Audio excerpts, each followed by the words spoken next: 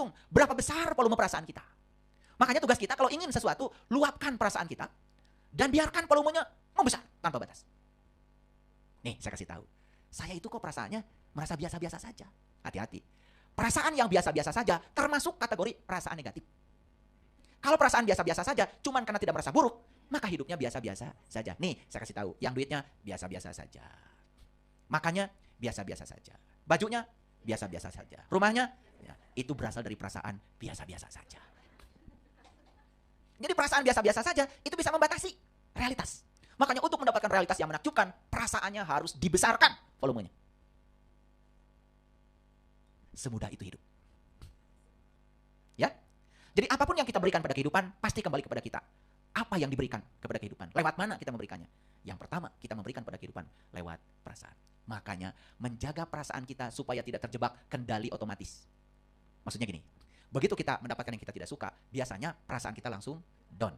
Hati-hati. Begitu turun perasaan kita ke frekuensi rendah, ini akan menarik yang tidak disuka terus-menerus. Makanya ada orang yang berantem terus-menerus, gak selesai-selesai. Miskin terus-menerus, gak selesai-selesai. Kenapa? Dia membiarkan perasaannya jatuh pada kendali otomatis. Dia tidak punya kuasa pada perasaannya sendiri. Hati-hati ketika mendapatkan yang tidak suka, jangan biarkan perasaan kita jatuh ke perasaan itu. Karena akan menarik yang tidak disukai semakin banyak. Like attracts like. Nah, udah mulai cerdas ya? Udah mulai agak cerdas nih, kelihatan wajahnya udah mulai tidak bingung kayak tadi. Nah, bagaimana cara memberikan yang positif atau negatif? Dua-duanya hanya lewat pikiran dan perasaan. Ya, saya semuanya. Ada nggak orang yang perasaannya positif, pikirannya negatif? Nggak ada. Nggak ada. Orang yang perasaannya positif, pasti pikirannya positif. Dan orang yang perasaannya negatif, pikirannya pasti negatif. Dan tidak mungkin ini dengan ini berbeda. Makanya menjaga perasaan, sebetulnya menjaga juga supaya pikiran kita tetap positif. Nah, oleh karena itu, jangan pernah jatuh perasaan kita pada situasi yang tidak kita ingin. Disitulah tugas kalian berkuasa atas perasaan kalian sendiri.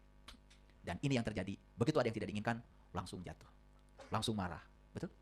Nah, itu kendali otomatisnya terlalu otomatis. Jadi kalau begitu, baca yang paragraf yang paling bawah.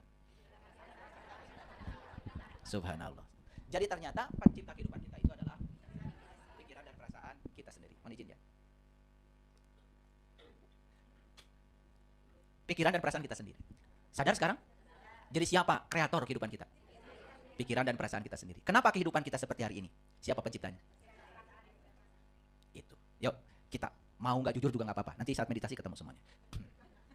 Ketika kita merasa baik, pikiran secara otomatis merasa baik. Setuju ya? Oke. Tidak mungkin kita merasa baik pada saat bersamaan pikiran negatif. Begitu juga sebaliknya. Jadi, kalau ingin pikiran kita positif, berarti tugas kita mengendalikan perasaan kita. Gimana caranya? Ungkapkan cinta kepada perasaan.